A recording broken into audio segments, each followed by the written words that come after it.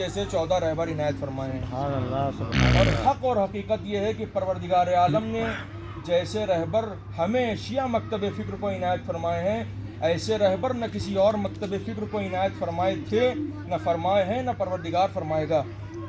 یہ اگر جملوں کو آپ کی خدمت عالیہ میں اور زیبا کر کے خوبصورتی مزین کر کے پیش کر دیا جائے تو یہ ہوگا کہ پروردگار عالم نے روئے زمین پر بشر کی ہدایت کے لیے جو 14 منتخب رہبر بھیجے تھے وہ ملے ہی شیعہ مکتب فکر کو ہیں۔ سبحان اللہ سبحان اللہ۔ ہمارے رہبر وہ ہیں اور یہ رہبر وہ ہیں کہ ان کو اگر پروردگار عالم، سب سے بڑی ان کی صفت یہ ہے کہ منسوب من اللہ ہیں، یہ دنیا کے بنائے ہوئے رہبر نہیں ہیں بلکہ اللہ کی طرف سے منتخب کردہ رہبر ہیں۔ انہیں اللہ نے رہبر بنا کے بھیجا ہے، اور پھر جب اللہ نے انہیں رہبر بنا کے بھیجا تو انہیں ہر چیز سے آراستہ کر کے بھیجا، انہیں علم سے بھی آراستہ کر کے بھیجا، انہیں حلم سے بھی آراستہ کر کے بھیجا، انہیں ہر میدان کا فاتح بنایا، وہ چاہے جنگ کا میدان ہو، چاہے علم کا میدان ہو، کوئی بھی میدان ہو، عبادت کا میدان ہو، ہر جگہ پروردگار عالم نے انہیں کلی طور سے آمادہ کر کے بھیجا ہے۔ اور چاہے ہمارے رہبروں نے اپنی رہبریت کو بھی جس طرح پروردگار نے یقین کر کے انہیں بھیجا تھا اور وہ پروردگار کی امیدوں پر کھڑے بھی اترے ہیں، اب وہ ہمارے رہبر انہوں نے ایک لمحہ بھی اپنی ذمہ داری سے آنکھ کو بچایا نہیں انہیں اپنے آپ کو، بلکہ ہر جگہ اپنی ذمہ داریوں کو انجام دیا ہے۔ وہ چاہے آپ بچپن کا عالم ہو، چاہے وہ ان کی جوانی کا عالم ہو، چاہے ان کے بڑھاپے کا عالم ہو، ہمارے رہبر جیسے بچپن میں رہبر ہیں اسی طریقے سے وہ جوانی میں بھی رہبر ہیں، اسی طریقے سے وہ بڑھاپے میں بھی رہبر ہیں۔ چاہے قید خانے میں ہیں تو وہاں بھی اپنی رہبری کو انجام دے رہے ہیں، چاہے وہ آزاد ہیں تب بھی اسی طریقے سے انجام دے رہے ہیں وہ اپنی ذمہ داریوں کو۔ ایسا نہیں ہے قید خانے میں قید ہیں تو ہمارے رہبر اپنی ذمہ داریاں انجام نہیں، وہاں سے بھی ذمہ داریاں ہمارے رہبر انجام دے رہے ہیں۔ لہٰذا کہیں بھی ہیں وہ چاہے بچپن کا عالم ہو، میں نے فرمایا کہ چاہے بچپن کا عالم ہو وہ بھی اپنی رہبری کو انجام دے رہے ہیں۔ آپ نے واقعہ بہت سنا ہوا ہے، بچوں سے بچے بھی جانتے ہیں کہ بچپن کا عالم ہے امام حسن اور امام حسین علیہ السلام کا۔ ایک شخص ہے وضو کر رہا ہے، رہبری فرما رہے، وضو کر رہا ہے، غلط وضو کر رہا ہے، امام حسن امام حسین بغل میں بیٹھ جاتے ہیں، اس کے بعد وضو شروع کر دیتے ہیں۔ وہ آدمی دیکھتا ہے کہ یہ غلط وضو صحیح وضو کر رہے ہیں تو وہ بھی پہچان جاتا ہے کہ یہ بچے عام بچے نہیں ہیں بلکہ یہ اللہ کی طرف سے بھیجے ہوئے بچے ہیں۔ فرمایا تھا انہوں نے اس دن امام حسین کے بارے میں کہ لے جا رہی ہیں ام ایمن، تو عیسائیوں نے دیکھا، پہچان گئے کہ یہ بچہ کوئی عام بچہ نہیں ہے بلکہ یہ اللہ کی طرف سے بھیجا ہوا بچہ، یہ الہی گھرانے کا بچہ ہے۔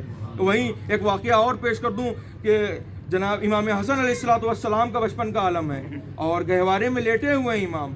ایک مرتبہ ام ایمن آتی ہیں کمرے میں، آنے کے بعد دیکھتی ہیں کہ امام حسن علیہ السلام ہے جو مسلسل آسمان کی طرف، جس کو کہا جائے ایک ٹکٹکی باندھے آسمان کی طرف دیکھے چلی جا رہے ہیں، مسلسل آسمان کی طرف دیکھے چلے جا رہے ہیں۔ وہ گھبرا جاتی ہیں، گھبرانے کے بعد جناب فاطمہ زہرا سلام اللہ علیہ کے کمرے میں آتی ہیں، آنے کے بعد کہتی ہیں بی بی اللہ نہ کرے مجھے لگ رہا ہے یا تو آپ کا بچہ انتقال فرما گیا ہے یا آپ کا بچہ بہت زیادہ مریض لگ رہا ہے۔ جناب فاطمہ زہرا سلام اللہ علیہ ام ایمن کے ساتھ حجرے میں تشریف لے کے آتی ہیں، ایک مرتبہ دیکھتی ہیں امام حسن کو، جناب فاطمہ زہرا سلام اللہ علیہ کے لبوں پر مسکراہٹ آتی ہے، مسکراتی ہیں، اس کے بعد کہتی ہیں ام ایمن جاؤ جو کام انجام دے رہی تھی اس کو انجام دو، ان ابن الحسن قد یطالع لوح المحفوظ، میرا بیٹا حسن وہ ہے جو گہوارے میں لیٹا ہوا لوح محفوظ کی تلاوت فرما رہا ہے۔ یہ ہمارے رہبر ہیں جن کے بچپنے کا عالم یہ ہے کہ وہ گہوارے میں لیٹے ہوئے لوح محفوظ کی تلاوت فرما رہے ہیں۔ اور جان محترم یہ رہبران وہ ہیں جن کی ضرورت ہمیں ہر وقت پڑے گی۔ ہمیں اپنی زندگی کو اگر خوشگوار گزارنا ہے، اگر اپنی زندگی کو کامیاب گزارنا ہے، میں نے مقدمہ عرض کیا تھا شروع میں کہ زندگی کو اگر کامیاب گزارنا ہے اور آخرت کی نجات چاہیے تو ان رہبروں کی ہمیں ضرورت پڑے گی۔ ہمیں اپنی زندگی میں ان رہبروں کی ضرورت پڑے گی، کیوں نہ پڑے؟ ان رہبروں کی ضرورت تو رسول خدا کو پڑی ہے تو ہمیں کیوں نہیں پڑے گی ان رہبروں کی ضرورت؟ واقعہ آپ کے پیش نظر ہے کہ جب مسجد میں رسول خدا تشریف فرما ہے، عیسائی آتے ہیں، سوال کرتے ہیں محمد تمہاری ضرورت دیکھیے، ان رہبران کی ضرورت کس طریقے سے پیغمبر کو بھی ہے، سوال کرتے ہیں اور سوال کرنے کے بعد پوچھتے ہیں کہ اے محمد تمہاری نگاہوں میں عیسیٰ کی مثال کیسی ہے؟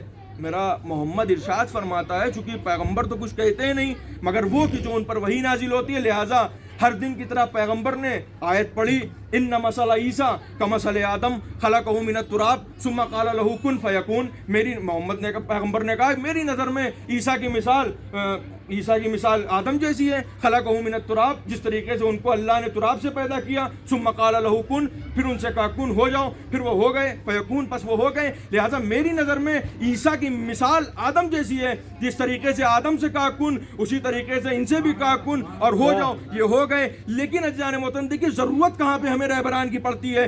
پیغمبر 3 دن تک آیات پڑھتے رہے، قرآن سے دلیل دیتے رہے، لیکن عیسائی نہیں مانے، انہوں نے کہا نہیں ہم اس کو قبول نہیں کرتے ہیں۔ پھر عزیزان محترم جب یہاں پر ایک لمحہ فکریہ ہے مسلمانوں کے لیے جو کہتے ہیں کہ ہمارے لیے صرف قرآن کافی ہے، ان کے لیے پیغمبر 3 دن تک قرآن پڑھتے رہے اور عیسائی نہ مانے، تو مسلمانوں کو سمجھ لینا چاہیے کہ جب خالی قرآن پیغمبر کے لیے کافی نہیں ہو سکتا ہے تو امت پیغمبر کے لیے کیسے کافی ہو سکتا ہے؟ ایک صلوات بھیجتے محمد صلی اللہ محمد۔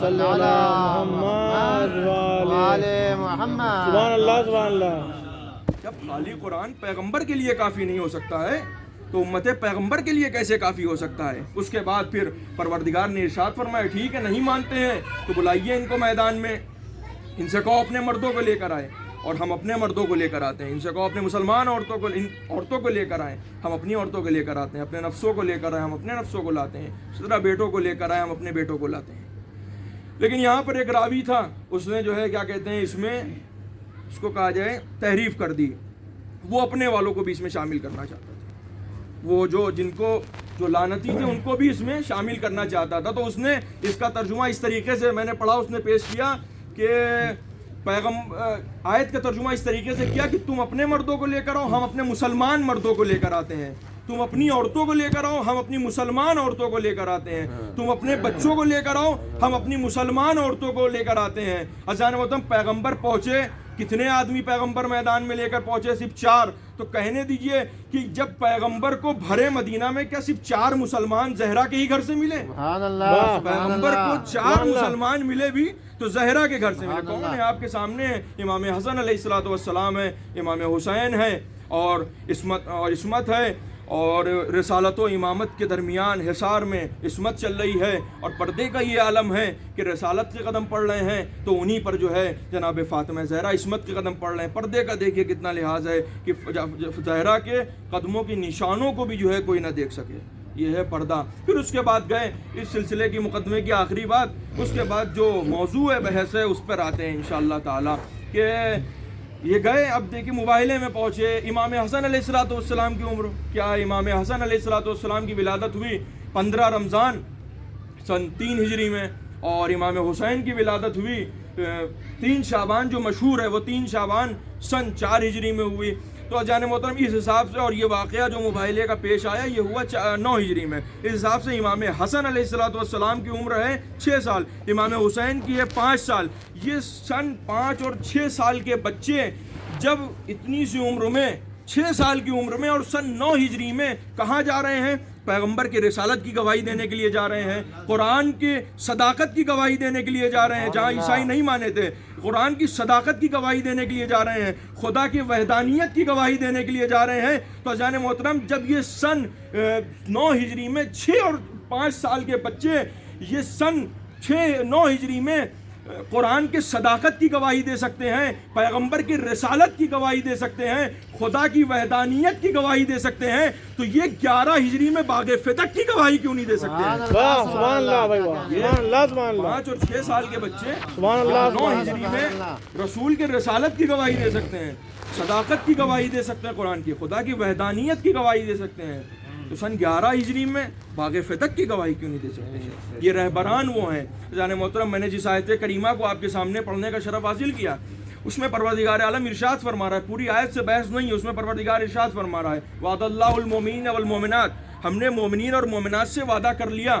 اور جان محترم یہاں پر بھی ایک لمحہ فکریہ ہے کہ پروردگار نے وعدہ کیا ہے، اور پروردگار اپنے وعدے سے کبھی مکرتا نہیں ہے، وہ ہماری طرح خاکی بندہ نہیں ہے گنہگار کہ ہم اپنے وعدہ کر کے مکر جائیں، نہیں، پروردگار نے جو وعدہ کر لیا وہ لوح محفوظ پہ لکھ گیا، اور وہ تا قیامت اسی طریقے سے رہے گا جیسے پروردگار نے اول روز وعدہ کر لیا۔ پروردگار نے وعدہ کر لیا، وعد اللہ المؤمنین والمؤمنات، پروردگار نے، ترجمے کی ویسے ضرورت نہیں ہے پھر بھی کر دوں چھوٹے بھائیوں کے لیے کہ وعد اللہ المؤمنین والمؤمنات، اور اللہ نے مومنین اور مومنات سے وعدہ کر لیا ان لہم جنات تجری من تحتہا الانہار خالدین اور اس میں جو ہے ہم نے ان کو باغ ان کو دیں گے، اور اس میں جو ہے پاک و پاکیزہ گھر دیں گے، اور اس کے بعد جو ہے اس کے نیچے نہریں بہ رہی ہوں گی۔ اس کے بعد پروردگار عالم ارشاد فرماتا ہے وَرِضْوَانٌ مِّنَ اللَّهِ أَكْبَرُ ذَلِكَ هُوَ الْفَوْزُ الْعَظِيمُ۔ لیکن ان تمام نعمتوں میں جو سب سے بڑی نعمت ہے اکبر ہے، آپ خود جانتے ہیں اس میں تفضیل کا صیغہ ہے، اس سے بڑی کوئی اور چیز نہیں ہو سکتی ہے۔ اکبر یعنی رضوان من اللہ اکبر، جو سب سے بڑی چیز ہے پیغمبر جو پروردگار کی نعمتوں میں، وہ ہے رضائے پروردگار، اور ہمارا موضوع بھی ہے کہ اہل بیت اور رضائے پروردگار۔ تو جانے محترم جو سب سے بڑی نعمت ہے وہ ہے رضائے پروردگار، اللہ کی رضا ہے۔